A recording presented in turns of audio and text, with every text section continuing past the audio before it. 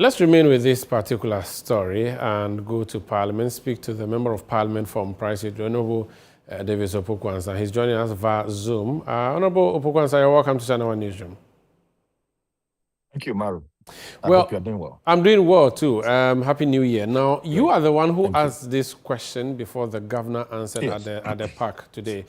Were you satisfied with the response he gave? Well, I'm not satisfied. Well, I'm not into the business of expressing satisfaction because these are matters that are in the public domain. And even with some of the responses that the governor gave, there's been some challenges to it. So in our report, we are going to submit to the plenary what the governor said, and we'll state the facts as it is. But Maru, for us, the most important thing on the committee is our duty of oversight. I mean, when the Auditor General raises issues, we must interrogate them in the public interest. And so, yes, the reports as is coming would show some major improvements in the work of the Bank of Ghana. You see higher foreign exchange inflows. You see surplus positions in 2024. However, our job is not to clap for the numbers. Our job is to ask how those numbers were achieved and whether they are sustainable. And so my question on the back of Ghana, the good for oil and the quasi-fiscal risk, and clearly looking at the admission by the governor that the good for oil is making losses, born out of the fact that if you look at the report, nearly 4 billion is accounted for as some monies within the good for oil structure. I mean, in 2024. And this forms a major part of our forex inflows. And so if this program is running at a loss or is making losses, then these losses clearly is being absorbed off budget. And I'm not too sure Parliament has approved those losses. Okay. So it raises serious questions about the quasi-fiscal operations. And clearly, if you look at the IMF program and the conditionalities that come with it, the Bank of Ghana, as it is, it's not supposed to be on our books. Mm. And so, yes, I agree with the governor when he says that we need to look at it from a non-partisan approach and discuss it as a policy of government. But as it stands now,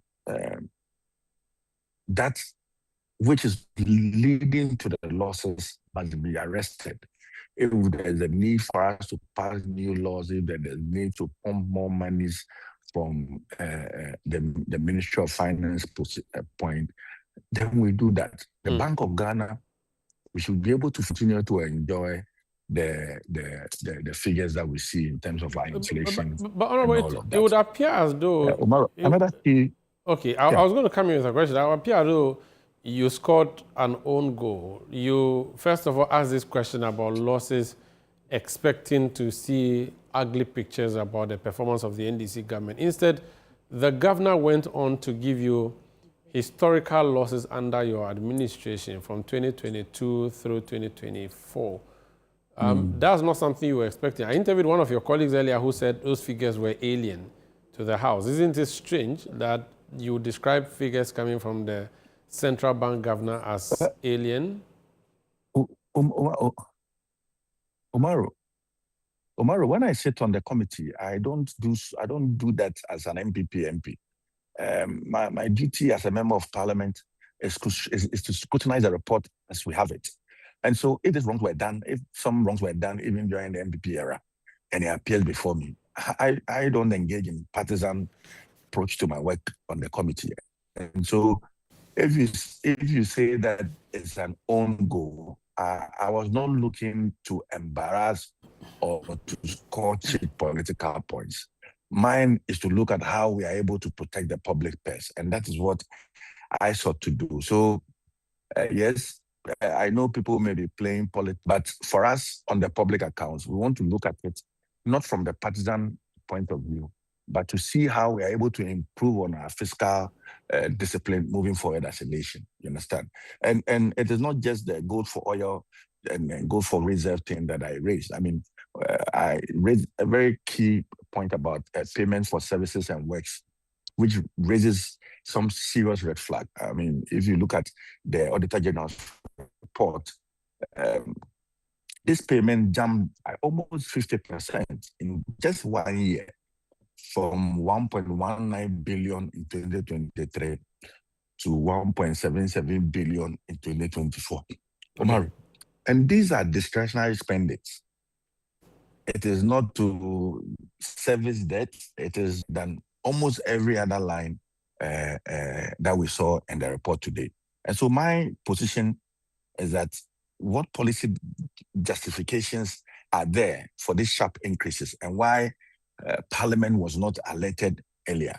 Those are the things that, for me, brings to bear. I mean, the point about forest purchases that weaken our export fundamentals. I mean, those are the issues that we are looking at. So I'm not there, Umaru, to look at wanting to score some political points. I don't think that is the reason why I sit on that committee. Mine is to protect the public purse. But Umaru, I mean, moving away from all these Bank of Ghana, I think your reporter highlighted some portions of it. We also looked at the Auditor General's performance audit on toilet facilities in public schools.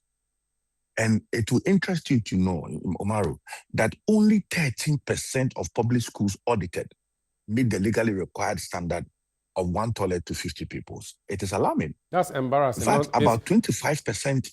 Yes, it's embarrassing, not alarming. It's a national embarrassment. Yes. But unfortunately, Yes. time wouldn't allow us to Yes. talk more on that. But thank you.